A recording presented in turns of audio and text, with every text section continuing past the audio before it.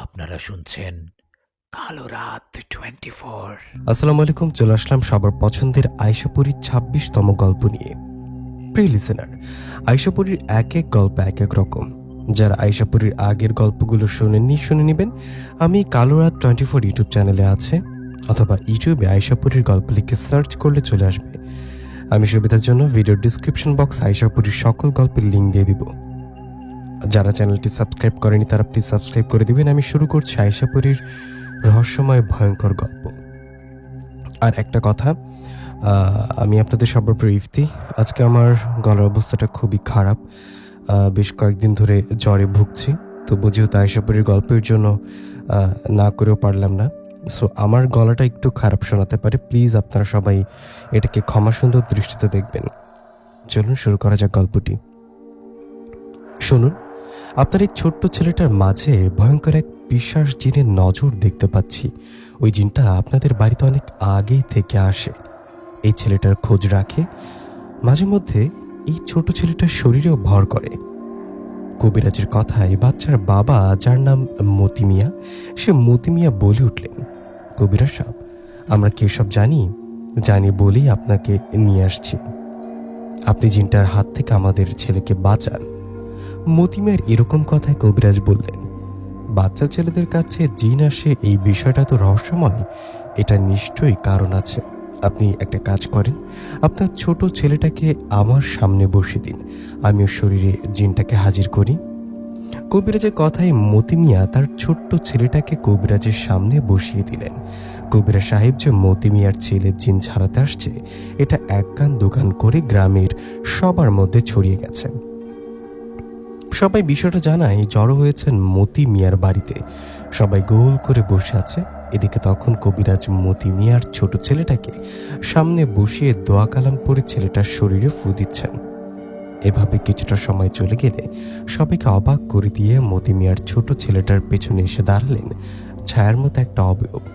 মনে হয় ঘন কালো একটা ছায়া, যার শরীর দেখা যাচ্ছে না, শুধু বোঝা যাচ্ছে মানুষের মতো আকৃতির কালো ছায়া একটা এসে বাচ্চাটার পেছনে দাঁড়ালো। হঠাৎ করে এরকম ছায়া দেখে অনেকে ভয় পেয়ে পাশাপাশি গা ঘেঁষে দাঁড়ালো। ওদিকে তখন সেই কালো ছায়াটা ভয়ঙ্কর এক কণ্ঠে বলে উঠল, কবিরাজ, আমাকে কেন হাজির করলি? তুই বাচ্চা ছেলের শরীরে আমাকে হাজির করার চেষ্টা করেছিলি। আমি যদি ওর শরীরে হাজির হই, ও এটা সহ্য করতে পারবে না, মারা যাবে। আমরা তো বাচ্চাকে জীবিত লাগবে, মৃত না। জিনটার কথায় কবিরাজ বলল, কে তুই? তুই বাচ্চাটার পেছনে কেন লাগলি? এতটুকু বাচ্চা তোর কি ক্ষতি করছে? কবিরাজের কথায় সে জিনটা বললেন, আমি কোনো বাচ্চার পেছনে লাগি না, না কোনো বাচ্চার কাছে ইচ্ছে করে যাই। এই বাচ্চাটা আমার বলতে ওকে আমার নামে দেয়া। জিনটার কথায় কবিরাজ কিছু বুঝতে না পেরে বললেন, মানে কি? তুই আসলে কি বলতে চাইছিস, খুলে বলতো। তখন জিনটা বললেন, কবিরাজ, আমার কথাটা মন দিয়ে ভাবলে সবটা বুঝতে পারবি। এছাড়া এই বাচ্চার মা বাবাকে জিজ্ঞাসা করলে বুঝতে পারবি যে বাচ্চা আমার, তাকে তো আমি নিয়েই যাব। হাতের মাত্র 3 দিন বাকি। 3 দিন পর এই কেউ নাই যে আমাকে আটকাতে পারে। জিনের কথায় কবিরাজ রাগ করে বললেন, তুই বললেই কি সব হবে নাকি? 3 দিনের আগেই তো তুই মরতে পারিস, তাই না? আমি তো তোকে বন্দি করতে পারি। কবিরাজের কথায় জিনটা ভয়ঙ্কর একটা হাসি দিয়ে বললেন, তুই বন্দি করবি আমাকে? কবিরাজ, তুই তো তোর দূরের কথা, তোর মতো 100 কবিরাজ আসলেও আমার কিচ্ছু করতে পারবে না। শোন, তোকে আমি একটু ক্ষমতা দেখাই। মতিন মিয়াকে বল একটা আয়না দিতে। তখন কবিরাজ ইশারা দিল, মতি মিয়া একটা আয়না এনে কবিরাজকে দিলেন। এদিকে তখন জিনটা বললেন, কবিরাজ, আয়নার দিকে তাকা, দেখ কি দৃশ্য দেখতে পারিস। জিনটার কথায় কবিরাজ আয়নার দিকে তাকিয়ে চমকে উঠলেন, কারণ আয়নায় কবিরাজের দিকে তাকিয়ে দেখলেন কবিরাজের ছেলে ও মেয়েকে উল্টো করে ধরে রেখেছে জিনটা। এটা কিভাবে সম্ভব? জিনটা তো এখানে, তাহলে ওখানে কে? আয়নার ভেতরে নিজের ছেলে ও মেয়েকে উল্টো হয়ে ঝুলে থাকতে দেখে কবিরাজ ভয় পেয়ে বলল, এই আমার ছেলে মেয়েকে কোথায় ধরে রাখছিস? তখন জিনটা বলল, তোর ছেলে মেয়ে কেন, এই মুহূর্তে সবাইকে মারতে পারি। এখন বল, তোর ছেলে মেয়ের কি মাথা দুটো আলাদা করে দিব? তখন কবিরাজ বলল, না না, এটা করিস না। আচ্ছা, আমি এখান থেকে চলে যাচ্ছি, তুই আমার ছেলে মেয়ের কিছু করবি না। কথাটা বলে আয়নাটা সরিয়ে ফেললেন কবিরাজ। এরপর মতি মিয়াকে উদ্দেশ্য করে বললেন, মতি মিয়া, আপনি তো সবই শুনলেন, আমার পক্ষে এখানে থাকা ঠিক হবে না, আমি চলে যাচ্ছি, আপনারা পারলে অন্য কাউকে নিয়ে আসেন। কথাটা বলে কবিরাজ চলে যায়। ওদিকে তখন জিনটা ভয়ঙ্কর একটা হাসি দেয়, আর তখনই গ্রামের যেদিকে পারে দৌড়ে পালাতে থাকে। এরকম অবস্থায় মতি মিয়া ও মতিমের স্ত্রী তার আদরের ছেলেটাকে জড়িয়ে ধরে বসে থাকেন।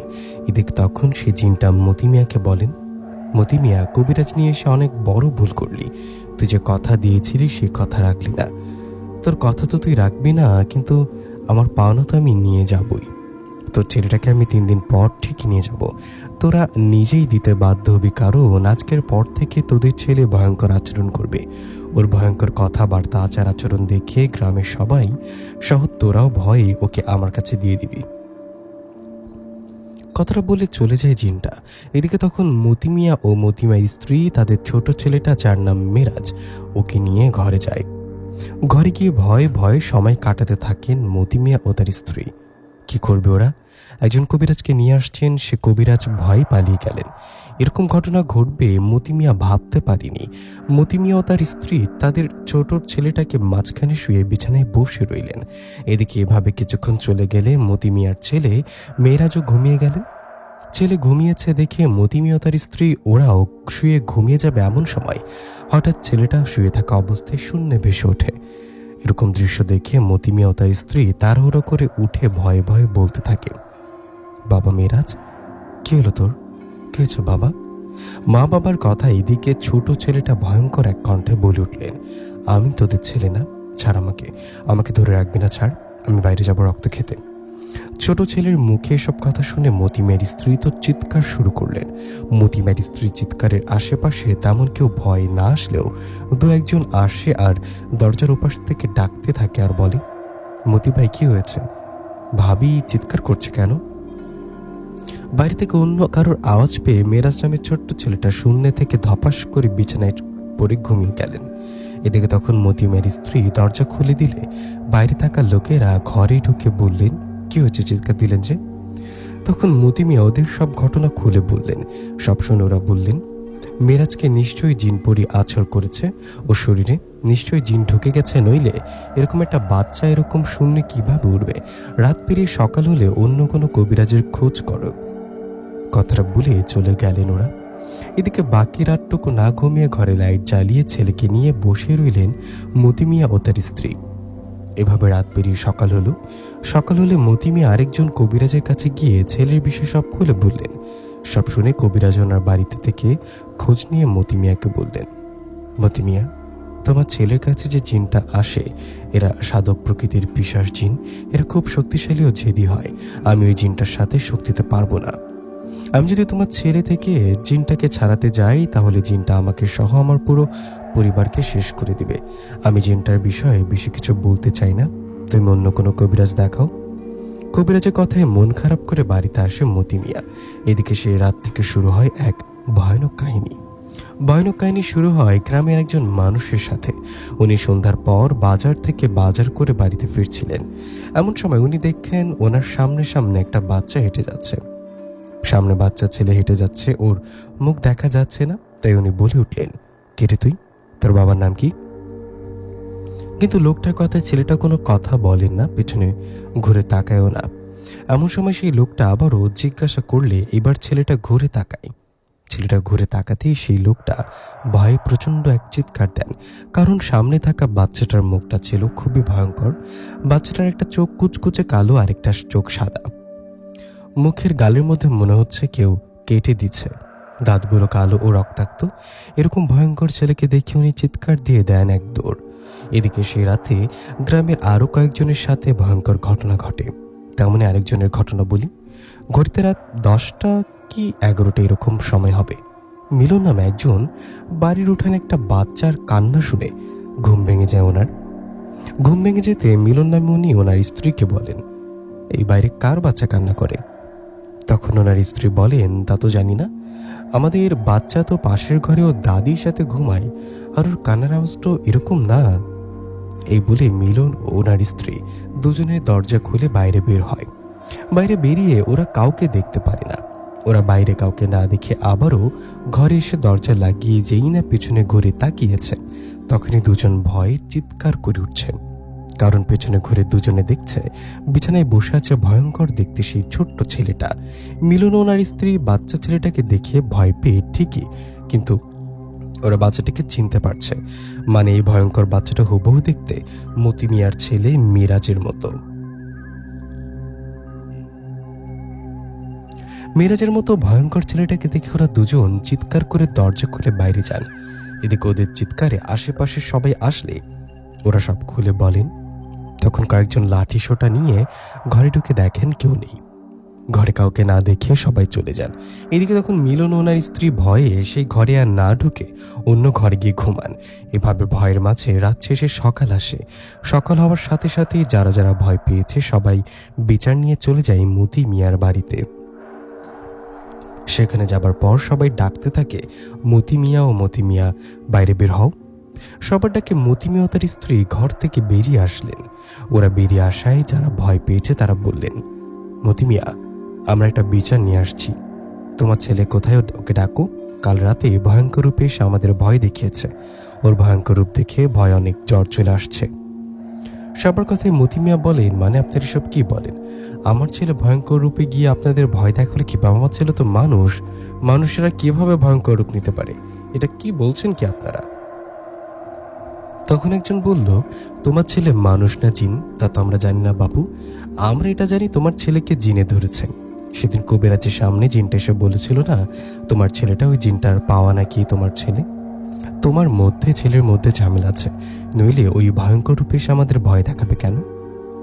তখন মতি মিয়া বললেন, আমার ছেলের সাথে জিন আছে এটা ঠিক, কিন্তু আমার ছেলে ভয়ঙ্কর না। আপনারা কাকে কাকে দেখে ভয় পেয়েছেন আমি জানি না। এদিকে তখন মতি মিয়ার স্ত্রী বললেন, তাছাড়া আমাদের ছেলেটা তো কাল সারা রাত ঘরেই ছিল, আমরা ওকে পাহারা দিয়েও রাখছি, ও কিভাবে যাবে আপনাদের ভয় দেখাতে? তখন সবাই বললেন, কিভাবে গেছে এটা জানি না, আমরা আজকে সতর্ক করলাম, এরপর ও যদি তোমার ছেলেকে দেখে ভয় দেখাতে সেদিন অন্য কোনো ব্যবস্থা নেব। কথাটা বলে সবাই চলে গেলেন। এদিকে তখন মতি মিয়া ও তার স্ত্রী ঘরে গিয়ে ছেলেকে সামনে বসে বললেন, বাবা, তুমি কি গতকাল রাতে কোথাও গিয়েছিলে?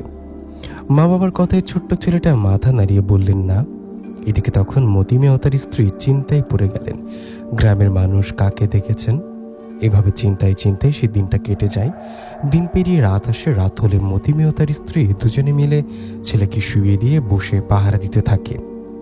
এভাবে অনেকক্ষণ পাহারা দেবার পর হঠাৎ মতি মিয়া ও তার স্ত্রীর ঘুম চলে আসে।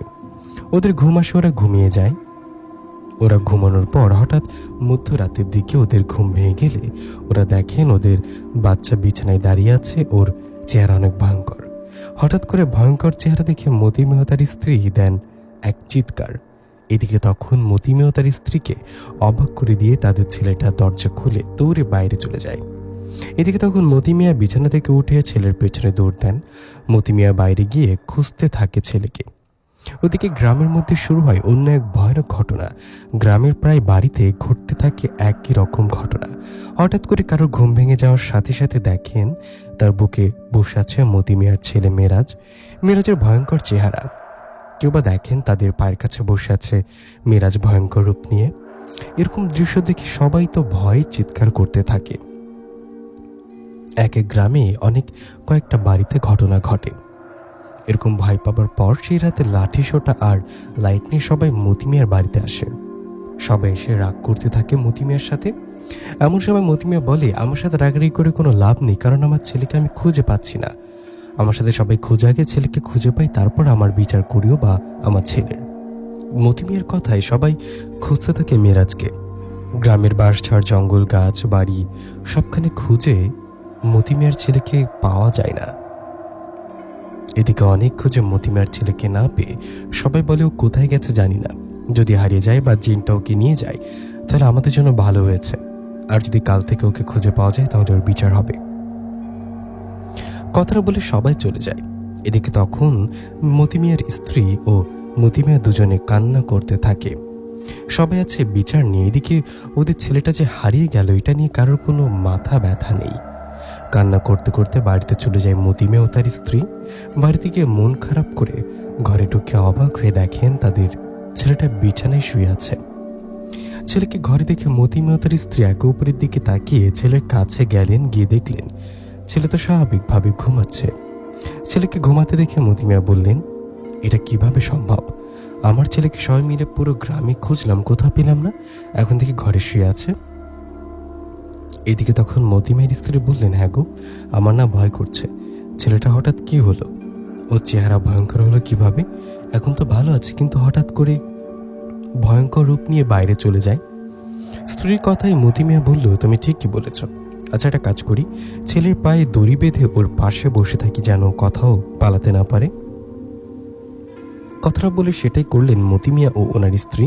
সাবধানে ছেলের পায়ে দড়ি বেঁধে পাশে বসে রইলেন। এভাবে রাতটা পেরিয়ে সকাল হলো। আশেপাশে অনেকে জেনে গেল মতি মিয়ার ছেলেকে পাওয়া গেছে। মতি মিয়ার ছেলে মিরাজ বাড়িতে আছে এটা জেনে গ্রামের সবাই এসে জড়ো হলেন মতি মিয়ার বাড়িতে। সবাই এসে মতি মিয়াকে বলতে লাগলেন, মতি মিয়া, কোথায় তোমার ছেলেকে নিয়ে বের হও। এদিকে তখন পায়ে দড়ি বাঁধা অবস্থায় মতি মিয়া তার ছেলেকে নিয়ে বাইরে বেরিয়ে আসলেন। ছেলেকে নিয়ে বাইরে আসায় সবাই জিজ্ঞাসা করলেন, ছেলে পায়ে দড়ি বাঁধা কেন? তখন মতি মিয়া সব ঘটনা খুলে বললেন। সব বলে মতি মিয়া বললেন, আমার ছোট ছেলেটার আর কি বিচার করবেন? এর থেকে আমাকে কোনো কবিরাজ নিয়ে আসতে সাহায্য করুন, এতে আমার ছেলের উপকার হবে, আপনাদের সাথেও ভয়ঙ্কর ঘটনা ঘটবে না।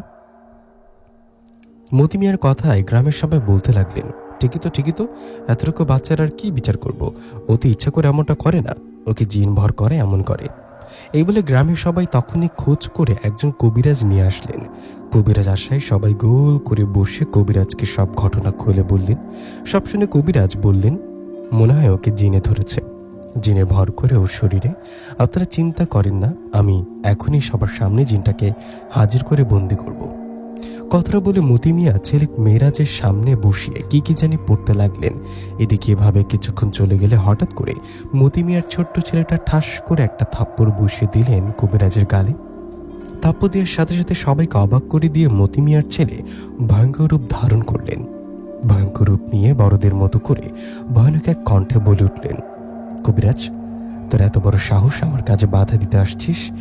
আমি আজ রাতে এই মেরাজ নামে ছেলেটাকে নিয়ে যাব, আমাকে কেউ আটকাতে পারবে না। কথাটা বলে মতি মিয়ার ছেলে ভয়ঙ্কর একটা হাসি দিয়ে তার হাত উপরে করলেন। এদিকে তখন কোথা থেকে 3-4টা বাচ্চা ভয়ঙ্কর রূপ নিয়ে ওখানে আসলেন। সবগুলো বাচ্চা দেখতে একই রকম, মতি মিয়ার ছেলে মেরাজের মতো। সবগুলো বাচ্চা একই রকম দেখে গ্রামের সবাই ভয় পেয়ে গেলেন। এদিকে তখন সবগুলো বাচ্চা কবিরাজের উপর ঝাঁপিয়ে পড়লেন। বাচ্চাগুলো কবিরাজের হাত পা গলা পেট সবখানে কামড় দিয়ে রক্ত বের করতে লাগলেন। এসব দৃশ্য দেখে কবিরাজ চিৎকার করতে লাগলেন। এমন অবস্থায় গ্রামের সবাই ভয়ে যে যেদিকে পারেন দৌড়াতে লাগলেন। সবাই দৌড়ে পালানোর পর একসময় উপায় না পেয়ে কবিরাজও দৌড়ে পালিয়ে যায়। কবিরাজ পালানোর পর বাচ্চাগুলো বাতাসে মিশে যায় আর মতি মিয়ার ছেলে জ্ঞান হারিয়ে সেখানে পড়ে যায়। ছেলে জ্ঞান হারিয়ে পড়ে গেছে দেখে মতি মিয়া ও ওনার স্ত্রী দৌড়ে ছেলের কাছে আসে আর বলে, বাবা কি হয়েছে? কথাটা বলে ছেলেকে কোলে নিয়ে বাড়িতে যায়। বাড়িতে গিয়ে ছেলের পায়ে আবারও দড়ি বেঁধে ছেলের জ্ঞান ফেরান মতি মিয়া। ছেলের জ্ঞান ফিরলে মতি মিয়া ও তার স্ত্রী ছেলেকে জড়িয়ে ধরে কান্না করতে থাকে। তাদের সাথে এসব কি ঘটছে, কোন ঘটনা? সেই জিনটা বলছে আজকে রাতে ওকে নিয়ে যাবে। এসব চিন্তা করে মতি মিয়া পাগলের মতো সবাইকে জিজ্ঞাসা করতে থাকে ভালো বড় কোনো কবিরাজ আছে কিনা। তখন পাশের গ্রামের একজন লোক বললেন, দূরের গ্রামে একজন কবিরাজ আছে, নাম সালাম কবিরাজ, ওনাকে গিয়ে নিয়ে আসেন। সালাম কবিরাজ অনেক বড় কবিরাজ, আল্লাহ চাইলে সালাম কবিরাজ তোমার ছেলেকে সুস্থ করতে পারবে, জিনের হাত থেকে বাঁচাতে পারবে। ওনার কথা শুনে সব ঠিকানা নিয়ে মতি মিয়া বাড়ি না গিয়ে ওদিকে দিয়ে রওনা করে সালাম কবিরাজের বাড়ির দিকে। প্রায় 1-1.5 ঘন্টা হাঁটতে হাঁটতে মতি মিয়া সালাম কবিরাজের বাড়িতে আসে। ওখানে এসে হাঁপাতে হাঁপাতে মতি মিয়া বলেন, বাড়িতে কেউ আছেন? এটা কি সালাম কবিরাজের বাড়ি? মতি মিয়ার ডাকে সালাম দাদু বাইরে বেরিয়ে বললেন, কে আপনি? তখন মতি মিয়া বললেন, আমার বাড়ি অনেক দূরে, আপনি কি সালাম কবিরাজ? তখন সালাম দাদু মাথা নাড়িয়ে বললেন, হ্যাঁ আমি সালাম কবিরাজ।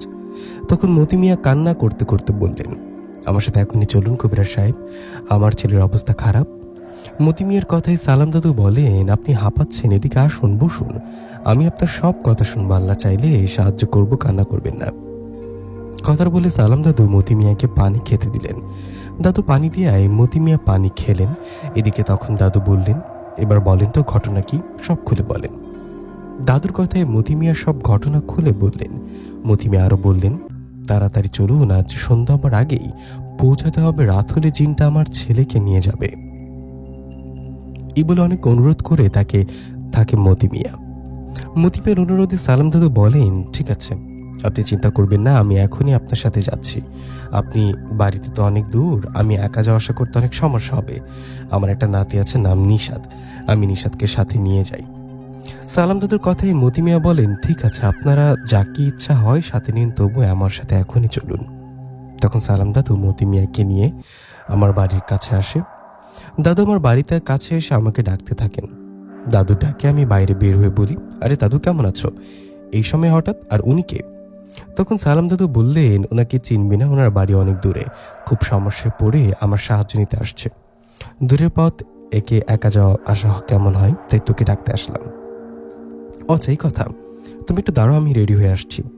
কথাটা বলে ঘরে গিয়ে রেডি হয়ে আমার বউ আয়শাপুরীকে বলে বাইরে আসলাম। বাইরে এসে রওনা করলাম মতি মিয়ার বাড়ি থেকে। প্রিয় লিসেনার, যারা আয়শাপুরীর নতুন গল্প শুনছেন বা পড়ছেন তাদের একটু বলে দিই, আমি নিশাদ। আয়শাপুরী যে এই গল্পের আসল নায়িকা, সে আয়শাপুরী আমার বউ। আয়শাপুরীর হাতে বিশেষ শক্তিশালী একটা চুড়ি আছে, যার ফলে সাধারণ কোনো জিনপুরি আয়শার সাথে শোক দিতে পারে না। আয়শাপুরী আমার বউ। সালাম কবিরাজ আমার গ্রামবাসী দাদু। সালাম দাদু আমার গ্রামবাসী দাদু হলেও আপন দাদুর মতো। উনি কোথাও জিনপুরি ছাড়াতে গেলে আমাকে সাথে নিয়ে যায়। আশা করি আয়শাপুরী ও সালাম কবিরাজের বিষয়ে জানতে পারছেন। এখন গল্পে ফিরি। আমিও সালাম হাঁটতে হাঁটতে একসময় পৌঁছে গেলাম মতি মিয়ার বাড়িতে। মতি মিয়ার বাড়িতে যাওয়ায় আশেপাশের বা গ্রামের কেউ ওখানে আসেনি, কারণ এর আগেই 2-3 বার গ্রামবাসী মতি মিয়ার ছেলে মেরাজের জিন ছাড়াতে দেখতে এসে বিপদে পড়ছে। আমিও সালাম দাদু মতি মিয়ার বাড়িতে যাবার পর ঘরে ঢুকলাম। ঘরে ঢুকে দেখি ওনার ছেলে মেরাজকে পায়ে দড়ি বেঁধে রেখেছে। ছোট্ট একটা ছেলে দড়ি দিয়ে বাঁধা, এটা দেখতে অনেক খারাপ লাগছিল। এই দৃশ্য দেখে সালাম দাদু বললেন, ওর পায়ের বাঁধন খুলে দিন। দাদুর কথায় মতি মিয়া বলল, না কবিরাজ সাহেব, ওর পায়ের বাঁধন খুলে দিলেও ও ভয়ঙ্কর রূপ ধারণ করবে, আপনার উপর আক্রমণ করবে। তখন সালাম দাদু বললেন, কি করবে আমি দেখে নেব, আপনি ওর পায়ের বাঁধন খুলে দিন। দাদুর এরকম কথায় মতি মিয়া ওনার ছেলের পায়ের বাঁধন খুলে দিলেন। তখন সালাম দাদু বাচ্চাকে জিজ্ঞাসা করলেন, তোমার নাম কি? দাদুর কথায় ছেলেটা বললেন, আমার নাম মেরাজ। মেরাজের কথায় সালাম দাদু মতি মিয়া ও ওনার স্ত্রীকে বললেন, আচ্ছা, আমাকে একটা কথা বলেন তো, আপনাদের কি কাউকে সন্দেহ হয়, মানে কেউ আপনাদের ছেলেকে কালো জাদু করতে পারে, এরকম কিছু? তখন মতি মিয়া বললেন, না, এরকম কিছু করছে বলে মনে হয় না। তখন দাদু আবারও বললেন, আপনার ছেলের সাথে এরকম ঘটনা কতদিন ধরে ঘটে? জন্মের পর এরকম হয়েছিল কি? তখন মতি মিয়া বললেন, না, ছোটবেলায় ঠিকই ছিল, এতদিন কোনো সমস্যা হয়নি। কিছুদিন ধরে এরকম হচ্ছে। আমার ছেলে মেরাজের বয়স আজ 5 বছর পূর্ণ হবে। মতি মিয়ার এসব কথাই সালাম দাদু বললেন, আপনার কথায় মনে হচ্ছে এটা তো জিনটা নিশ্চয়ই আপনাদের সাথে কোনো চুক্তি করেছে বা চুক্তি করে ওকে কেউ পাঠিয়েছে। আচ্ছা, আপনারা তো এর মা বাবা, আপনাদের জানা গোপন কোনো কথা থাকলে না লুকিয়ে বলেন, এটা আপনাদেরই সাহায্য হবে। তখন মতি মিয়া ও মতি মিয়ার স্ত্রী বললেন, না, আমরা কিছু জানি না, হঠাৎ করে এরকম সমস্যা হচ্ছে। ওদের কথায় সালাম দাদু বললেন, আচ্ছা, আমাকে এই ঘরে একটু একা থাকতে দিন তো, আপনারা পাশের ঘরে একটু যান, আমি একটু পরে ডাকলে আসবেন। সালাম দাদুর কথায় মতি মিয়ার স্ত্রী ও তার ছোট ছেলেটাকে নিয়ে পাশের ঘরে গেলেন। এদিকে সালাম দাদু বড় বাবা জিনকে ডাকলেন। বড় বাবা জিন সালাম দাদুর যে দাদু, ওনার নাম সালাম, দাদুর বাবার বন্ধু জিন ছিলেন, সে সুবাদে বড় বাবা জিন সালাম দাদুর ডাকে আসে এবং সাহায্য করে। তো বড় বাবা জিন আসায় সালাম দাদু সালাম দিয়ে বললেন, বড় বাবা, একটু সাহায্য লাগবে। এই বাড়ির একটা ছেলেটাকে জিনে নিয়ে যাচ্ছে, কেন নিয়ে যেতে চাচ্ছে একটু খোঁজ নিয়ে দেখুন তো। সালাম দাদুর কথায় বড় বাবা জিন তাই করলেন। বড় বাবা জিন খোঁজ নিয়ে বললেন, সালাম, এই ঘটনার জন্য মতি মিয়া ও মতি মিয়ার স্ত্রী দায়ী। তুমি মতি মিয়া ও তার স্ত্রীকে বলো সব খুলে বলবে, সব খুলে না বললে বলো তুমি চলে যাবা, এই কাজ করবে না। কথাটা বলে বড় বাবা জিন চলে যায়। এদিকে তখন সালাম দাদু মতি মিয়া ও তার স্ত্রীকে ডাকে। দাদুর ডাকে মতি মিয়ার স্ত্রী সন্তানকে নিয়ে ঘরে আসায় সালাম দাদু রাগ করে বললেন, আপনারা এরকম কেন? আপনাদের না একটু আগেও জিজ্ঞাসা করলাম, কিছু গোপন করে থাকলে বলেন, আমার কাছ থেকে এড়িয়ে গেছেন কেন? আমি জেনে গেছি আপনাদের ভুলের কারণে আপনাদের ছেলে মেরাজের সাথে ঘটনা ঘটছে। কিসের ঘটনা এখনই খুলে বলুন, বলবেন নাকি এখান থেকে চলে যাব?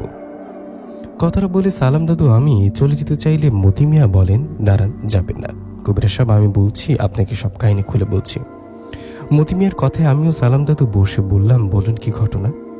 তখন মতি মিয়া কান্না করতে করতে বললেন, আমাদের লোভের কারণে আজ হয়তো আমাদের ছেলের সাথে এমন হচ্ছে। ঘটনা আজ থেকে 5 বছর আগের। আমাদের বাড়ির পেছনে বড় যে আম গাছটা আছে, সেই গাছে থাকতো একটা জিন। সে জিনটা এক রাতে আমাকে স্বপ্নে এসে বলে, মতি মিয়া, আমি আম গাছে থাকি, আমি তোমাকে সোনার একটা পুতুল দিব, তুমি কি এটা নিবা? এরকম স্বপ্ন দেখে সে রাতে ঘুম ভেঙে যায় আমার। এই ঘটনার পর পর 3 রাত আমি এরকম স্বপ্ন দেখি। শুধু আমি না, আমার স্ত্রীও একই রকম স্বপ্ন দেখে।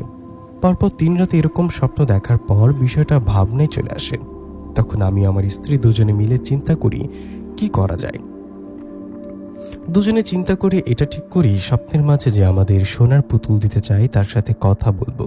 সে কে, সে কি আসলে কোনো জিন না অন্য কিছু, এটা জিজ্ঞাসা করব। এই ভাবনা মতো সে রাতে শুয়ে পড়ি। আমরা ঘুমানোর পর রোজ রাতের মতো সে রাতেও স্বপ্ন সেই জিনটা আসে। জিনটা এসে আমাকে বলেন, মতি মিয়া, তুমি তো বললা না সোনার পুতুলটা নিবা কিনা। সেই জিনের কথায় আমি এবার কথা বলে উঠি। আমি স্বপ্নের মাঝে জিজ্ঞাসা করি, আপনি কে? আমাদের যতদূর মনে হয় আপনি একটা জিন। আমার কথায় উনি বলেন, হ্যাঁ তুমি ঠিকই বলেছ, আমি একটা জিন। আমি তোমার বাড়ির পেছনের আম গাছ থেকে থাকি অনেক বছর হলো। আমার কাছে একটা সোনার পুতুল আছে, এটা আমি তোমাকে দিতে চাই। তুমি যদি এই পুতুলটা নিয়ে বিক্রি করো তাহলে অনেক টাকা পাবা, অল্প সময় ধনী হয়ে যাবা, বিনিময়ে আমাকে একটা জিনিস দিলে হবে। তখন আমি জিজ্ঞাসা করি, কি জিনিস? আমার কাছে তো দেবার মতো কিছুই নেই। তখন জিনটা বলে, আছে, আমি যা চাই সেটা তোমার কাছে এখনো আসেনি, তবে আসবে। তোমার স্ত্রী তো গর্ভবতী, তোমার স্ত্রী যখন বাচ্চা হবে তখন সেই বাচ্চাটা আমাকে দিয়ে দিবা। জিনটার এরকম কথা আমি সরাসরি বলে উঠি, না না, আপনি সব কি বলেন? আমাদের বাচ্চা আপনাকে দিব মানে? আমরা এটা করতে পারবো না। এই কথাটা বলার পর আমার ঘুম ভেঙে যায়। ঘুম ভেঙে গেলে আমার স্ত্রীকে সব কথা খুলে বলি। ওদিকে আমার স্ত্রীর স্বপ্নে এসেও জিনটা এসব কথা বলছিল। আমি আমার স্ত্রী একই স্বপ্ন দেখি আর নিজেরা বলা বলি করি, না এতে রাজি হব না। আল্লাহ আমাদের বাচ্চা দিবে, সে বাচ্চাকে আমরা জিনকে দিয়ে দিব, তা তো হতে পারে না। এসব কথা বলে ঠিক করি জিনটা যা বলে বলুক, আমরা রাজি হব না। আমরা জিনের কথায় রাজি হই না। ওদিকে জিনটা রোজ রাতে আমাদের স্বপ্নে আসার বলে, দেখো মতি মিয়া, সুযোগ কিন্তু বারবার আসে না, বড়লোক খাবার। আমি তোমাদের যে সোনার পুতুলটা দিব ওটার ওজন কত জানো? তোমাদের হিসেবে 2 কেজি। এই সোনার পুতুল পেলে অল্প সময় ধনী হবা, তখন তোমাদের সবাই সম্মান করবে। বিনিময়ে তোমাদের বাচ্চা আমাকে দিবা। বাচ্চা তো আর একটা হবে না, আমি একটা বাচ্চা নিয়ে গেলে তোমরা আরো বাচ্চা নিও। ওতে আমি লোভ দিব না, ক্ষতিও করব না। ভাবো ভাবো, ভেবে দেখো মতি মিয়া। এরকম কথা রোজ রাতে আমাদের বোঝালে একসময় আমি আমার স্ত্রীর চিন্তা করি, আমরা জিনটার কথায় রাজি হব। আমাদের সোনার পুতুল দিলে আমরা সেটা বিক্রি করে জমা জমা করে সব বাড়ি ঘর করব। পরে কোনো কবিরাজ ডেকে এনে জিনটাকে মেরে ফেলব। এই চিন্তা করে আমি আমার স্ত্রী রাজি হই। আমরা রাজি হওয়ায় জিনটা আমাদের বলে, শোনো, কালকে মধ্যরাতের দিকে ওই আম গাছের নিচে যাবা, গিয়ে আম গাছের গোড়াটা পরিষ্কার করে পানি ও মাটি দিয়ে একটু লেপে দিবা। এরপর সেখানে একটা মোমবাতি ও 2টো আগরবাতি জ্বালিয়ে দিবা। মোমবাতি আগরবাতি জ্বালিয়ে দিয়ে সেখানে কিছুক্ষণ অপেক্ষা করবা। তোমরা ওখানে বেশ কিছুক্ষণ অপেক্ষা করলে দেখবা হঠাৎ মাটি কাঁপবে আর আস্তে আস্তে মাটি ফেটে বেরিয়ে আসবে একটা সোনার পুতুল।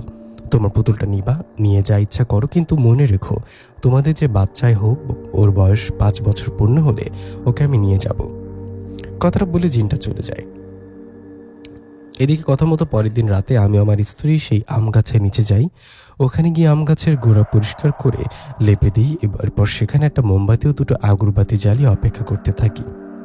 আমরা কিছুক্ষণ অপেক্ষার পর হঠাৎ মাটি কাঁপতে থাকে, মনে হচ্ছে ভূমিকম্প হচ্ছে। এভাবে একটু চলার পর হঠাৎ মাটির নিচ থেকে মাটি ফেটে সোনার পুতুলটা বেরিয়ে আসে।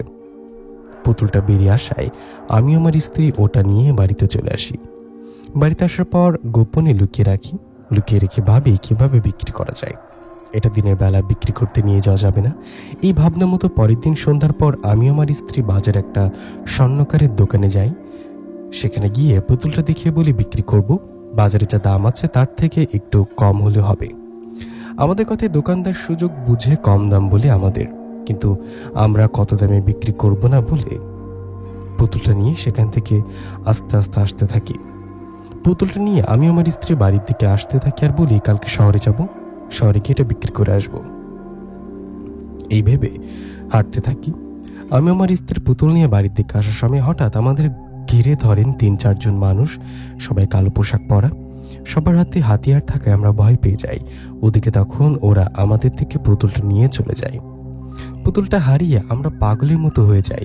সোনার পুতুলিটা নিশ্চয়ই দোকানদারের কাজ, ওর কাছে পুতুলটা কম দামে বিক্রি করেনি বলে ও আমাদের পেছনে ডাকাত লাগিয়ে দিয়েছে। পুতুলটা হারিয়ে আমিও আমার স্ত্রী চলে আসি বাড়িতে।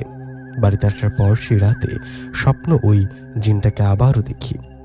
জিনটাকে দেখে সব খুলে বলে। জিনটা বলে, মতি মিয়া, তোমাদের সাথে চুক্তি মতো আমি সোনার পুতুলটা তোমাদের দিয়েছি, তোমরা ওটাকে আগলে রাখতে পারোনি, এটা তোমাদের ব্যর্থতা।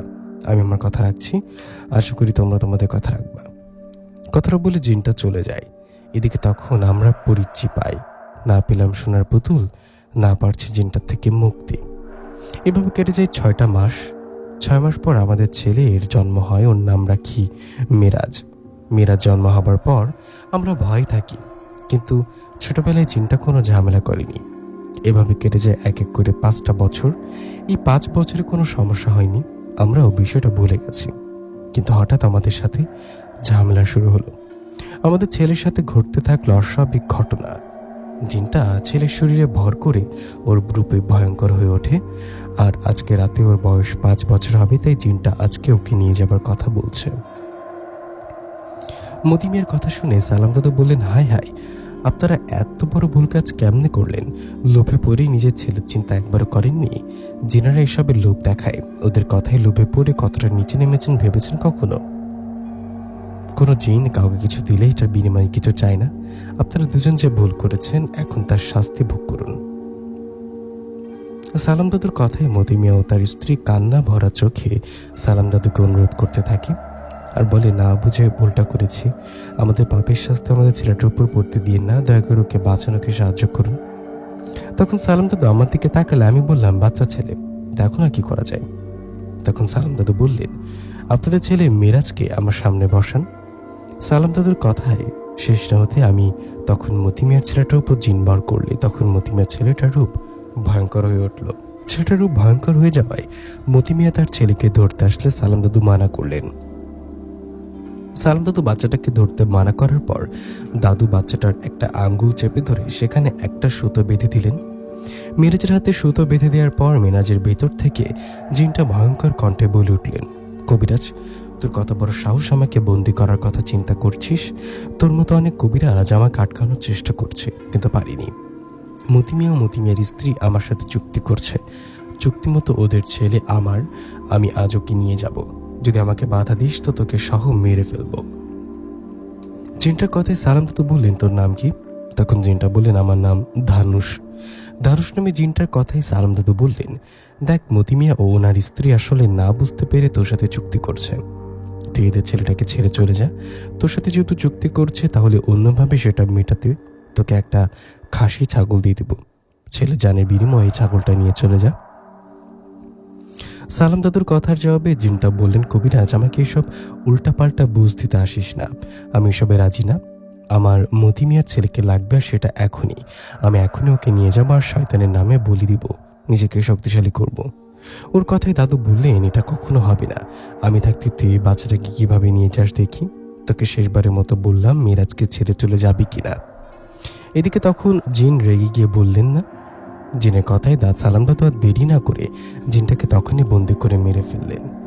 জিন তাকে বন্দি করে মেরে ফেলার পর মতিমিয়াকে বললেন, মতিমিয়া, আমি জিনটাকে বন্দি করে মেরে ফেলেছি, আল্লাহর রহমতে এখন আর কোনো সমস্যা হবে না মিরাজের সাথে।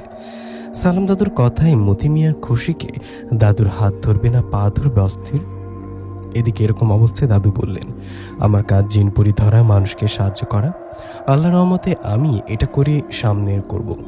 আমরা তাহলে এখন আসি কেমন? কথাটা বলে সালাম দাদু আমি মতিমিয়া ও ওনার স্ত্রীর কাছে বিদায় নিয়ে হাঁটতে লাগলাম বাড়ি থেকে। আমিও দাদু হাঁটছি। এমন সময় দাদুকে বললাম, দাদু, এরকম ঘটনা তো আগে তো জানা ছিল না। জিন মানুষকে তাদের গুপ্তধন দেখিয়ে বা দিয়ে চুক্তি করে। আজ তুমি না আসলে হয়তো ধানুষ নামে জিনটা মতিমিয়ার ছেলেকে নিয়ে চলে যেত। আমার কথায় দাদু মুচকে এসে বললেন, একটা কথা বুঝছি না রে নিশাদ, মতিমিয়ার ছেলে মেরাজের শরীরে যে জিনটা ভর করেছিল, যাকে আমি বন্দি করে মেরে ফেলতাম, ওকে তো বেশি শক্তিশালী জিন মনে হলো না, সাধারণ জিন বলে মনে হলো। ও কিভাবে আগের কবিরাজদের মেরে ফেলেছে বা কাউকে বা ভয় দেখিয়ে তাড়িয়ে দিয়েছে? সালাম দাদুর কথার জবাবে আমি কিছু বলতে যাব, এমন সময় আশেপাশে গাছগুলো কেমন যেন নড়াচড়া করে উঠল। এই দৃশ্য দেখে সালাম দাদু বললেন, নিশাদ দাঁড়া, আমার পিছনে আয়। সালাম দাদুর কথায় ওনার পিছনে গিয়ে দাঁড়ালাম। এমন সময় হঠাৎ করে চারিদিক দিয়ে আমাদের ঘিরে ধরলেন ভয়ঙ্কর রূপ নিয়ে কয়েকটা জিন। জিনগুলো ঘিরে ধরে আমি ভয় পেয়ে দাদুর হাত ধরলাম। এদিকে তখনই আমাকেও সালাম দাদুকে অবাক করে দিয়ে অন্ধকার থেকে আমার সামনে হেঁটে আসলেন একটা ভয়ঙ্কর জিন। সে জিনটা নিচের দিকে ঘোরার মতো, মানে পা থেকে শরীরটা ঘোরার মতো, কিন্তু মাথাটা মানুষের মতো। এটাকে প্রাণী বলবো না জিন বলবো বুঝতে পারছি না। ভয়ঙ্কর সে জিনটা এসে সালাম দাদুর সামনে দাঁড়িয়ে বললেন, সালাম কবিরাজ, তুই কি ভেবেছিস মতিমিয়ার বাড়িতে গিয়ে আমাকে হত্যা করছিস? না, তুই আমাকে হত্যা করতে পারিসনি। তুই যাকে হত্যা করেছিস সে আমার অনুগত জিন ছিল, আর আমি হলাম আসল ধানুষ জিন। আমার নাম ধানুষ। ধানুষ জিনটার কথায় সালাম দাদু আমি অবাক হয়ে গেলাম। ওদিকে তখন ধানুষ জিনটা বললেন, কবিরাজ, তোর মতো আরো অনেক কবিরাজ আসছিল আমার পথে বাধা হয়ে দাঁড়াতে, কিন্তু আমার শক্তির কাছে ওরা টিকতে পারেনি। কাউকে ভয় দেখিয়েছি, কাউকে বা মেরে ফেলেছে। তোর মতো অন্য কবিরাজকে আমি আমার বিষয়ে তেমন কিছু বলিনি, কিন্তু তোকে বলছি। কেন বলছি জানিস? কারণ তোকে কথাগুলো বলার পর মেরে ফেলবো।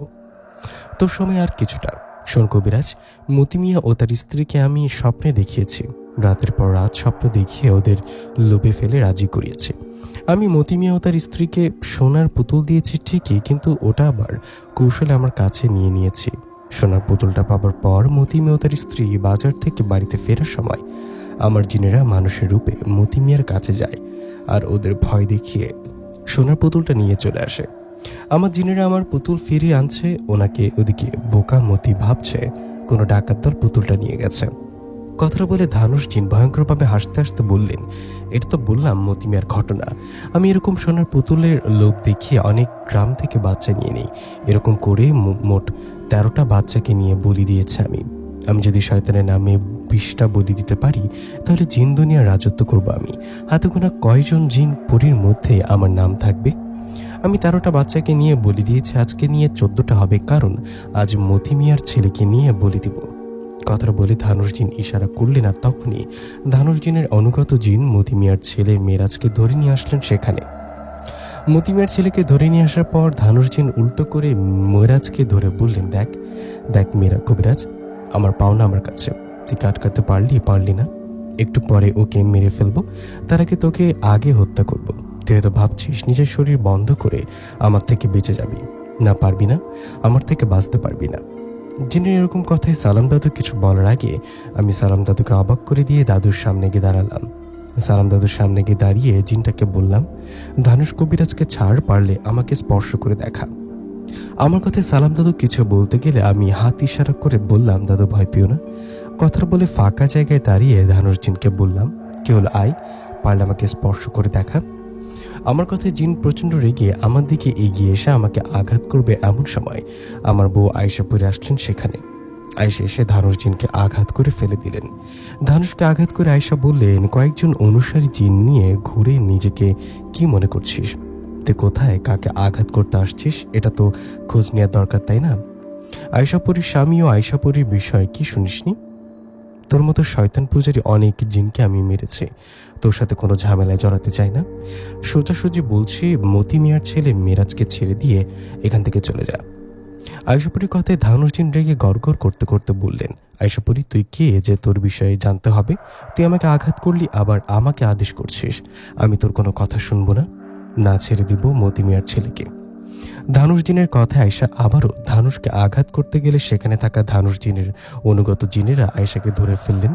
এদিকে তখন আয়েশা সেই জিনেদের সাথে যুদ্ধ করতে লাগলেন। ওদের সাথে যুদ্ধ শুরু হবার কিছুক্ষণের মধ্যে সবগুলো জিনকে মেরে ফেলেন আয়েশাপুরী। এদিকে তখন ধানুষ জিন মতি মিয়ার ছেলেকে ছেড়ে দিয়ে বললেন, আয়েশাপুরী, আমার কাছে বাধা হয়ে দাঁড়ালি, তাই না? কার সাথে শত্রুতায় জড়ালি জানিস না? আমি তোকে দেখিয়ে দেবো। কথাটা বলে চলে গেলেন ধানুষ জিন। এদিকে তখন আয়েশাপুরী অদৃশ্য হয়ে বললেন, দাদু, পেছনে থেকে দেখো, মতি মিয়া ও ওনার স্ত্রী আসছে। ওদের ছেড়ে হারিয়ে যাওয়া হয়তো আবারও তোমাদের কাছে যাচ্ছে। যাও, আগে ওদের ছেলেকে ওদের কাছে ফিরে দাও, দিয়ে ওদের 3জনের শরীর বন্ধ করে দাও। আয়শাপুরীর কথা মতো সেটাই করা হলো। মিরাজকে কোলে নিয়ে দাঁড়িয়ে রইলাম। এদিকে তখন মতি মিয়া ও ওনার স্ত্রী দৌড়ে এসে অবাক হয়ে বললেন, আরে আমাদের ছেলে এখানে।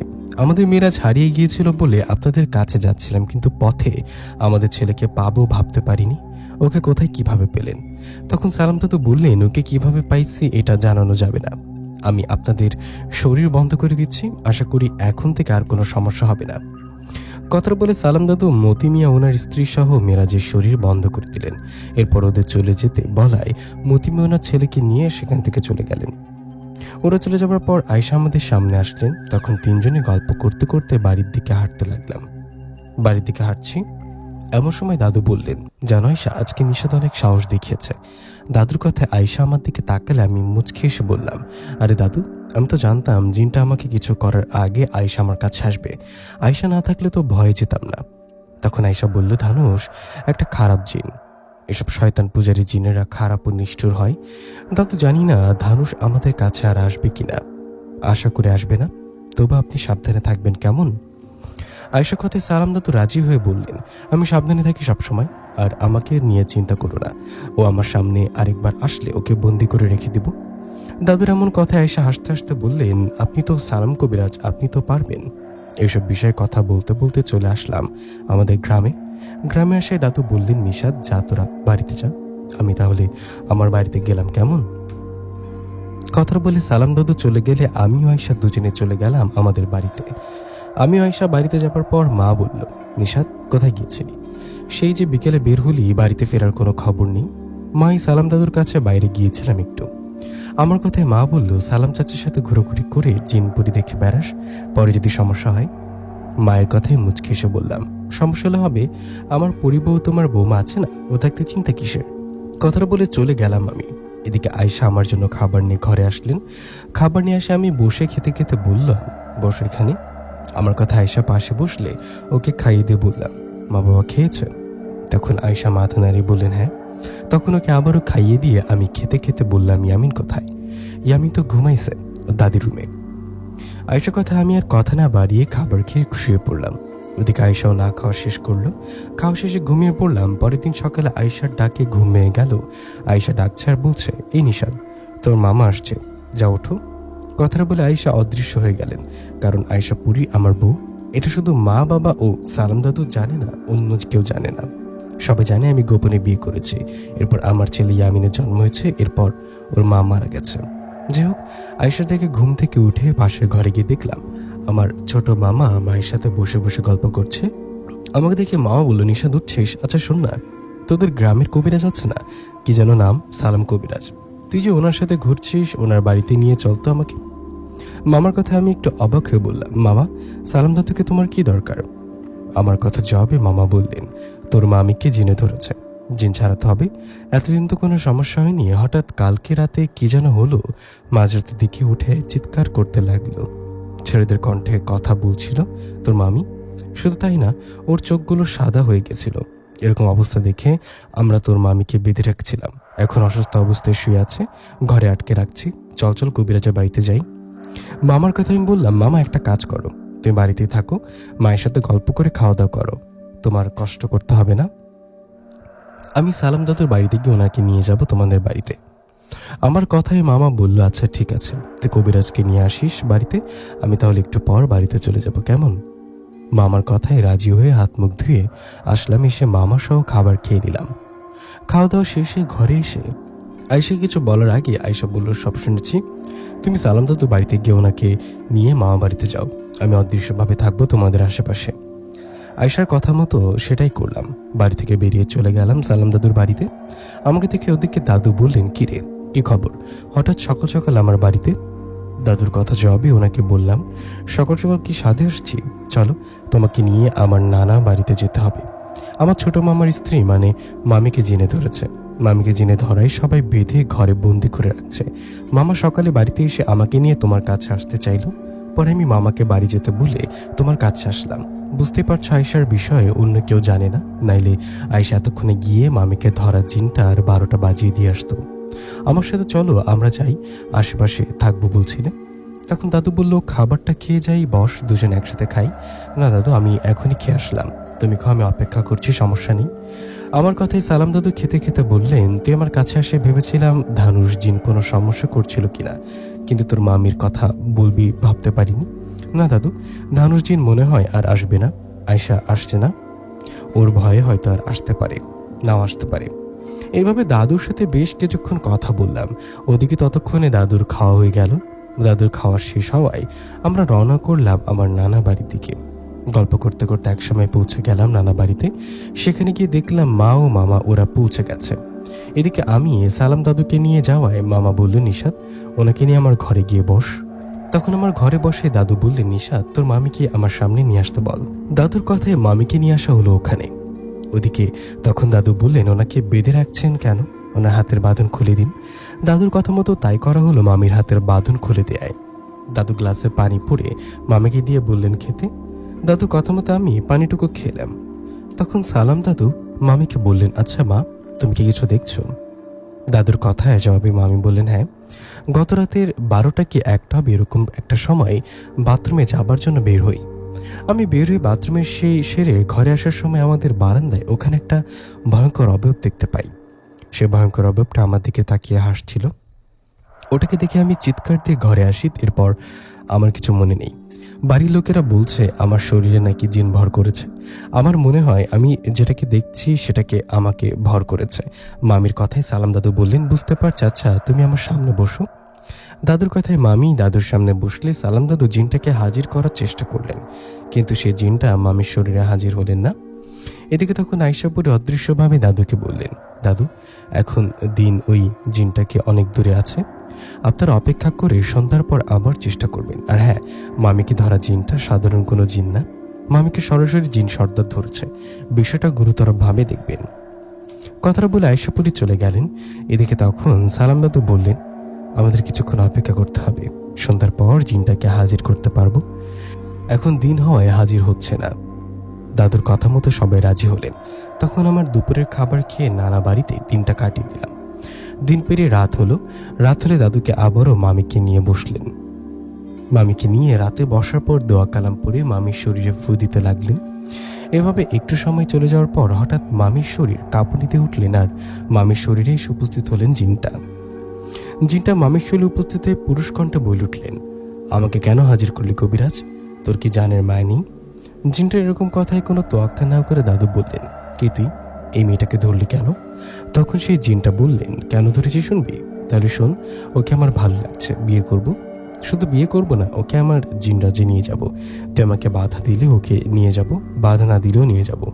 তুই আমার কিচ্ছু করতে পারবি না, চলে যা এখান থেকে। জিনটা কথায় সালাম দাদু বললেন, কে কার কিছু করতে পারে কিনা সেটা সময় বলবে, তুই মেয়েটাকে ছেড়ে চলে যা। মেয়েটা বিবাহিত, ওর স্বামী আছে, ওর সংসার আছে, এসব কিছু জেনেও তুই ওকে ধরলি, বিয়ে করার কথা চিন্তা করলি, চলে যা এখনই। দাদুর কথা জবাবে সে জিনটা বলল, না যাব না, কি করবি কর, তোর কত বড় ক্ষমতা আছে দেখা, তুই জানিস আমি কে? আমাকে সাধারণ কোনো জিন ভাবিস না, আমি হলাম জিন সর্দার। আমার অনুগত একজন দুজন না 20,000 জিন আছে। আমি 20,000 জিন যদি তোর পেছনে লাগিয়ে দিই তাহলে তোর অবস্থা কি হবে ভাব। জিনটা কথাই সালাম দাদু জমজমের পানি বের করে দোয়া পরে জিনটার শরীরে মানে মামির শরীরে ছিটিয়ে দিলেন। এদিকে তখন জিনটা রেগে গিয়ে বললেন, কবিরাজ তুই সোজাভাবে কথা শোন, মানুষ না, তোর আমার শক্তির বিষয়ে কোনো ধারণা নেই, দেখ এখন কি করি। কথাটা বলে সেই জিন সর্দার মামির শরীর থেকে বেরিয়ে সরাসরি আমাদের সবার সামনে আসলেন। জিন সর্দার তার ভয়ঙ্কর রূপ নিয়ে আমাদের সামনে আসায় আমার বড় মামা, বড় মামি, ছোট মামা, আমার মা সবাই ভয় কাঁপতে লাগলেন। তখন সালাম দাদু বললেন, কেউ ভয় পাবেন না, আমাদের কিছু করতে পারবে না। সালাম দাদুর কথায় জিন সর্দার বললেন, কিছু করতে পারবে না তাই না? দেখ কবিরাজ, আমার খেলা দেখ। কথাটা বলে জিন সর্দার সবার দিকে তাকালেন। এদিকে তখন সালাম দাদুকে অবাক করে দিয়ে আমি আমার মা, বড় মামা, বড় মামি, ছোট মামা সবার শরীরে জিন ভর করলেন। তখন সবাই কাঁপুনি দিতে লাগলাম আর হাসতে লাগলাম। হঠাৎ সবার শরীরে জিন ভর করায় জিন সর্দার বললেন, কবিরাজ এখন বাচ্চা দেখি কাকে বাঁচাতে পারিস। কথাটা বলে জিন সর্দার আবার আমার দিকে তাকালে সবাই ঘর থেকে বেরিয়ে যেদিকে পারলো দৌড়াতে লাগলেন। এরকম অবস্থা দেখে সালাম দাদু পড়লেন এক বিপদে, কাকে ছেড়ে কাকে বাঁচাবেন, কাকে ধরবেন, কোন উপায় না পেয়ে সালাম দাদু বড়বাবু জিনকে ডাকতে লাগলেন। এদিকে আয়েশা পরি অদৃশ্যভাবে ছিলেন। আমরা সবাই দৌড়ে পালালে আয়েশা শুরুতে আমাকে ধরেন আর আমার শরীরে ভর করা জিনটাকে মেরে ফেললে তখন আমি স্বাভাবিক হলাম। এরপর আয়েশা মাকে ধরলেন আর স্বাভাবিক করলেন। ওদিকে সালাম দাদু ডাকে বড় বাবা জিন আসলে বড় বাবা জিন ও আয়েশা পরি মিলে মামা মামিদের আবার স্বাভাবিক করেন। সবাই আবার স্বাভাবিক হওয়ায় এদিকে জিন সর্দারের অনুগত শত শত জিন আয়েশা পরি ও বড় বাবা জিনের সাথে যুদ্ধ করতে থাকে। বেশ কিছুক্ষণ ধরে যুদ্ধ চলার পর আয়েশা পরি ও বড় বাবা জিন মিলে জিন সর্দারের জিনদের মেরে ফেলে। ওদিকে তখন আমার ছোট মামা ঘরে গিয়ে দেখেন ছোট মামি ঘরে নেই। তখন জিন সর্দার মামির শরীর থেকে বেরিয়ে গেলে মামি অজ্ঞান হয়েছিলেন। মামিকে ঘরে খুঁজে না পেয়ে মামা বাইরে বেরিয়ে সালাম দাদুকে উদ্দেশ্য করে বললেন, সর্বনাশ হয়ে গেছে, আমার বউকে ঘরে খুঁজে পাওয়া যাচ্ছে না। ছোট মামার কথায় সবাই আলো জ্বালিয়ে চারিদিকে খুঁজতে থাকে। এদিকে তখন অদৃশ্যভাবে আয়েশা আমাকে বলেন, নিশাত, মামিকে খুঁজে লাভ নেই, মামিকে জিন সর্দার ধরে নিয়ে গেছে। আমরা তো যুদ্ধ করছিলাম, এই সুযোগে জিন সর্দার মামিকে ধরে নিয়ে গেছে তার প্রাসাদে। সবাইকে বলো খোঁজাখুঁজি না করতে, সবাইকে নিয়ে ঘরে যাও। আমিও বড় বাবা জিন এখনই যাচ্ছি জিন সর্দারের কাছে। কথাটা বলে চলে গেলেন আয়েশা পরি। এদিকে তখন আমি সালাম দাদুকে সব খুলে বললাম। তখন সালাম দাদু আমার মামাদের বুঝিয়ে বললেন। দাদু বললেন, দেখুন, নিশাদের ছোট মামিকে জিন সর্দার ধরে নিয়ে গেছে, আপনারা চিন্তা করবেন না, আমি আমার সাথে থাকা জিনকে পাঠিয়ে দিয়েছি, আল্লাহ রহমত উনি নিশাদের মামিকে নিয়ে আসবে। সালাম দাদুর কথায় সবাই চিন্তিত হয়ে অপেক্ষা করতে লাগলেন। ওদিকে বড় বাবা জিন ও আয়েশাপুর জিন রাজ্যে চলে যাওয়ায় সে জিন সর্দার বললেন, আয়েশাপুরি তুমি আসছো, তোমার অপেক্ষায় ছিলাম, আসো আসো। এদিকে তখন আয়েশা বললেন, আপনি আমার অপেক্ষা কেন করছিলেন জানি না, আমি শুধু এটা জানি আমি মামিকে এখান থেকে নিয়ে যাবার সমস্যা নেই, তোমাকে দিয়ে দিব, আমার আসল উদ্দেশ্য তোমাকে আমার এখানে নিয়ে আসা। জিনটার কথা আয়েশা বললেন, মানে কি, আমাকে এখানে নিয়ে আসার কারণ কি? তখন জিন সর্দার বললেন, তুমি ভাবছো তোমার স্বামীর মামিকে আমি নিয়ে আসছি বিয়ে করতে?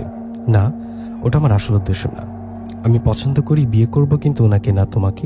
আমি তোমাকে এখানে নিয়ে আসার জন্য তোমার মামিকে ধরে নিয়ে আসছি। আমি তোমার মামিকে ছেড়ে দিব, বিনিময়ে আমাকে বিয়ে করো।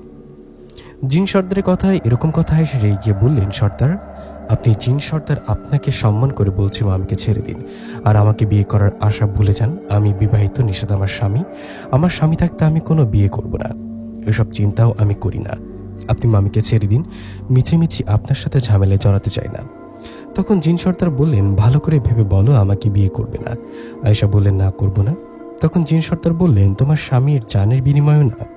জিন সর্দারের এরকম কথায় আয়েশা রেগে গিয়ে বললেন, কি, এই কথার মানে কি? তখন জিন সর্দার বললেন, মানে খুবই সহজ। কথাটা বলে জিন সর্দার ইশারা করে জিন সর্দারের অনুগত জিনেরা আমাকে ধরে নিয়ে গেলেন। আমাকে ধরে নিয়ে যাওয়া আয়েশা রাগ করে বললেন, সর্দার, আপনি এবার বেশি বাড়াবাড়ি করছেন, এখনই ছেড়ে দিন আমার স্বামী ও আমার মামিকে। আয়েশার কথা জবাবে জিন সর্দার বললেন, ছেড়ে দেব, বিনিময়ে আমাকে বিয়ে করো। বিয়ে করবে নাকি তোমার মামিও তোমার ভালোবাসার স্বামীকে মেরে ফেলবো? জিন সর্দারের কথা আয়েশা রেগে গিয়ে সরাসরি জিন সর্দারকে আঘাত করতে লাগলেন। জিন সর্দারকে আঘাত করতে দেখে তার অনুগত হাজার হাজার জিন আয়েশাপুরীর উপরে ঝাঁপিয়ে পড়লেন। এদিকে তখন আয়েশাপুরী ও বড় বাবা জিন শুরু করলেন এক মহাযুদ্ধ। হাজার হাজার জিনের সাথে যুদ্ধ করে চলছে আয়েশাপুরী ও বড় বাবা জিন। আয়েশাপুরী যুদ্ধ করার সময় ফাতেমাপুরীকে স্মরণ করলেন। ফাতেমাপুরীকে একদিন আয়েশাপুরী সাহায্য করেছিলেন, তখন থেকে ফাতেমাপুরীর সাথে আয়েশাপুরীর বন্ধুত্ব। আয়েশাপুরীর সাথে ফাতেমাপুরী এসে ওই জিন সর্দারের জিনদের সাথে যুদ্ধ করতে লাগলেন।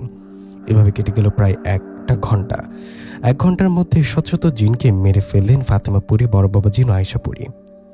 শত শত জিনকে মেরে ফেলার পর আয়েশাপুরী আবারও জিন সর্দারের কাছে গিয়ে ধরলেন। তখন শুরু হলো জিন সর্দার ও আয়েশাপুরীর যুদ্ধ। ওদের যুদ্ধ শুরু হওয়ার কিছুক্ষণের মধ্যে আয়েশাপুরী জিন সর্দারকে আঘাত করতে করতে দুর্বল করে ফেললেন। জিন সর্দারকে দুর্বল করলে আয়েশা বললেন, সর্দার, তোর তো সময় শেষ, তোকে এখনই মেরে ফেলবো। আয়েশাপুরীর কথায় জিন সর্দার এক অবাক করা কথা বললেন, যেটা শুনে আয়েশাপুরী সহ সবে অবাক হয়ে গেলেন। জিন সর্দার বললেন, আয়েশাপুরী, আমাকে মারবেন না, আমি আপনাকে সব সত্যিটা খুলে বলছি। আসলে আমি আপনার মামি বা আপনাকে বিয়ে করার জন্য এসব করিনি, আমাকে সব করতে বাধ্য করা হয়েছে। জিন সর্দারের কথা আয়েশা বললেন, মানে এখন আবার কি গল্প বলছেন? সত্য করে বলেন, আসল ঘটনা কি, কোথায় কি করতে বাধ্য হয়েছেন, কার কথায়? তখন জিন সর্দার বললেন, আমাকে এসব করতে বাধ্য করেছে ধানুষ জিন। ধানুষ জিনের সাথে আপনার শত্রুতা হয়েছে, আপনি ধানুষ জিনের কাজে বাধা দিয়ে আর ওকে আঘাত করায় ধানুষ জিন বুদ্ধি করে কালো জাদুর মাধ্যমে আমার স্ত্রীকে বন্দি করে ফেলে। ধানুর জিন আমার স্ত্রীকে বন্দি করে, কারণ আমার অনুগত 20,000 জিন আছে। 20,000 জিন থাকায় আমি শক্তিশালী। আমার স্ত্রীকে বন্দি করার পর ধানুর জিন সব প্ল্যান করে আমাকে তোমার স্বামীর মামির কাছে পাঠায় তোর মামিকে ভর করতে। আমি আপনার মামিকে ভর করলে জানি আপনি আসবেন, সালাম কবিরাজ আসবে। ধানুর জিনের কথা মতো প্ল্যান মতো আমি আমাদের মামিকে, আপনাদের মামিকে ধরি, তারপর আমার কাছে নিয়ে আসি। এরপর আসেন আপনি। জিন সর্দারের কথা আয়েশা বললেন, আচ্ছা বুঝলাম, ধানুর জিনের সাথে আমার শত্রুতা, তাহলে আপনাকে দিয়ে আমার মামির শরীরে ভর করালো কেন? আপনি মামিকে বিয়ে করার কথা বলে ধরে নিয়ে আসলেন কেন? তখন জিন সর্দার বললেন, আপনিও সালাম কবিরাজ যেন আমাকে নিয়ে ব্যস্ত থাকেন। আমি আপনার মামিকে ধরেছি, আপনি আমার কাছে আসছেন, আমার জিনদের সাথে যুদ্ধ করেছে। এই যে আপনি এদিকে ব্যস্ত, ওদিকে ধানুর জিন আপনার আদরের ছেলেকে ধরে নিয়ে গেছে। ধানুর জিন আপনার ছেলেকে বলি দিয়ে মেরে ফেলবে। এতক্ষণ হয়তো বলি দিয়ে কি দিয়েছে, কি দিবে। আমাকে মাফ করবেন আয়েশা পরি, আমি ধানুর জিনের কথায় বাধ্য হয়ে আপনার সাথে এতক্ষণ এসব করলাম। কখনো বা আপনাকে বিয়ে করতে চাইলাম, কখনো বা আপনার মামিকে। এসব সময় কাটানোর জন্য ধানুর জিন যেন আপনার ছেলেকে হত্যা করার সুযোগ পায়। আপনি চলে যান, আপনার ছেলেকে বাঁচান, পারলে আমার স্ত্রীকে ধানুর জিনের হাত থেকে বাঁচিয়ে আমার কাছে ফিরিয়ে দিয়েন। জিন সর্দারের কথা আয়েশা পরীর মাথা খারাপ হয়ে গেলেন। তাহলে এটাই ছিল আসল প্ল্যান। জিন সর্দারের কথায় আয়েশা এক মুহূর্ত দেরি না করে সোজা চলে আসলেন আমাদের বাড়িতে। বাড়িতে এসে দেখলেন বাবা জ্ঞান হারিয়ে পড়ে আছে। ঘরে আমাদের ছেলে ইয়ামিন কোথাও নেই। ছেলে ইয়ামিনকে কোথাও না দেখে আয়েশা আবারও ফিরে আসলেন আমাদের কাছে আর আমাকে বললেন, নিশাত, তোমাকে আর মামিকে নানা বাড়িতে রেখে ধানুর জিনের কাছে যাচ্ছি, তুমি মামিকে নানা বাড়িতে পৌঁছে দিয়ে মাকে নিয়ে সোজা বাড়িতে চলে যাও, বাবা জ্ঞান হারিয়ে পড়ে আছেন। কথাটা বলে আয়েশা পরি আমাকেও মামিকে নানা বাড়ি রেখে এসে আয়েশা পরি, বড় বাবা ফাতেমা পরি সবাই চলে গেলেন ধানুর জিনের কাছে। ধানুর জিনের কাছে গিয়ে দেখলেন ধানুর জিন সবকিছু রেডি করে হাতে একটা তলোয়ার নিয়ে আমাদের ছেলে ইয়ামিনের গলায় ধরে তন্তর মন্ত্র পড়ছে। এরকম অবস্থায় আয়েশা পরি চিৎকার দিয়ে বলে উঠলেন, ধানুষ থেমে যা, আমার ছেলেকে ছেড়ে দে, তলোয়ার সরা। আয়েশা পরির কথায় ধানুর জিন কোনো উত্তর না দিয়ে তন্ত্র মন্ত্র পড়ে যাচ্ছে। এদিকে তখন আয়েশা চিৎকার দিয়ে বললেন, ধানুষ এসব বন্ধ কর, নইলে তোর জীবন থাকবে না, এখানে শেষ করে দিব তোকে। আয়েশা পরির কথায় উপায় না পেয়ে চোখ খুলে ধানুর জিন বললেন, আয়েশা পরি, তুই শেষমেশ আমার কাছে পৌঁছে গেলি। ওই জিন সর্দারকে তোকে আটকাতে পারলো না, ওর বউকে আটকে রেখে ওকে একটা কাজ দিলাম, সেটাও ঠিকমতো করতে পারলো না। তুই আয়েশা পরি এখানে আসছিস, কিন্তু এতে কোনো লাভ নেই, তুই আমার কিছুই করতে পারবি না।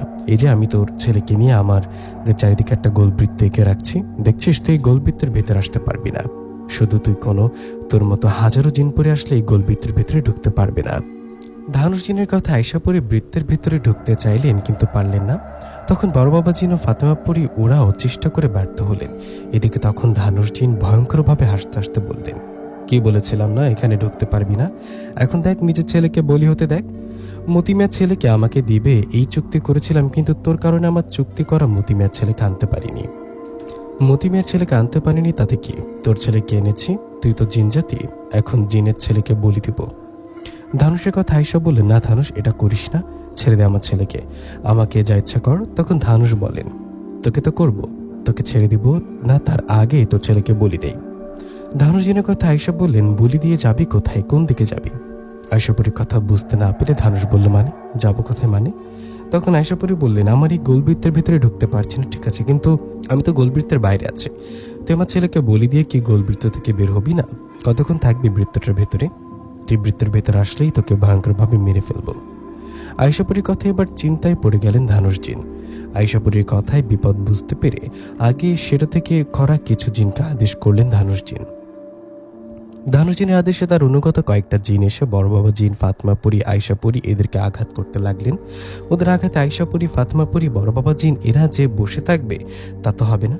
ওরা আঘাত করায় আয়েশা এবার একাই সবার সাথে যুদ্ধ করতে থাকে আর জিনদের মেরে ফেলতে থাকে। আয়েশা পরি জিনদের সাথে যুদ্ধ করছে, এদিকে এমন সময় ধানুষ জিন সুযোগ বুঝে সেখান থেকে পালাতে থাকে। ধানুষকে পালাতে দেখে আয়েশা পরি ওর পিছু নেয় আর এক সময় ধানুষ জিনকে ধরে ফেলে। ধানুষ জিনকে ধরে ফেলার পর কোনো কথা না বলে একের পর এক আঘাত। ওদিকে জীবন বাঁচাতে ধানুষ জিন চিৎকার করে আয়েশার কাছে মাফ চাইতে থাকে, কিন্তু আয়েশা ধানুষ জিনকে তার আর পালানোর সুযোগ না দিয়ে ওখানেই মেরে ফেলে। ধানুষ জিনকে মেরে ফেলার পর শান্ত হয়ে আমাদের ছেলেকে নিয়ে সবাই ফিরে আসে আমাদের বাড়িতে। ওদিকে মানুষ মারা যাওয়ায় জিন সর্দারের বউ যাকে বন্দি করে রেখেছিলাম তিনি মুক্ত হয়ে জিন সর্দারের কাছে ফিরে যান। আয়শাপুরী ফাতমাপুরে বড় বাবা জিন আমাদের বাড়িতে আসার পর ফাতমাপুরে বড় বাবা জিন চলে যায়। ওরা চলে যাবার পর আয়েশা বলেন, আমি কি আমাদের ইয়ামিনকে কোলে নেই? এদিকে তখন আয়েশা জিজ্ঞাসা করে, নিশাদ বাবার কি অবস্থা?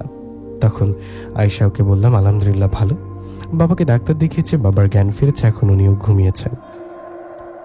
আমার কথা আয়েশা খুশি আল্লাহর কাছে শুকরিয়া আদায় করলেন আর বললেন, ধানুষকে মেরে ফেলেছে। সালাম দাদুকে নিয়ে তোমরা মামাদের বলাও এখান থেকে আল্লাহর রহমতে মামির সাথে আর কিছু ঘটবে না। আয়েশার কথা মতো সেটাই করলাম। পরের দিন সালাম দাদুকে নিয়ে মামাদের বললাম। এরপর থেকে মামির সাথে আমাদের সাথে আর কিছু ঘটেনি। প্রিয় লিসেনার, এই গল্প থেকে কি শিক্ষা পাই? অতি লোভে ভালো না, লোভ মানুষকে বিপদের দিকে ঠেলে দেয়। আমরা সবাই লোভ থেকে দূরে থাকবো ইনশাল্লাহ।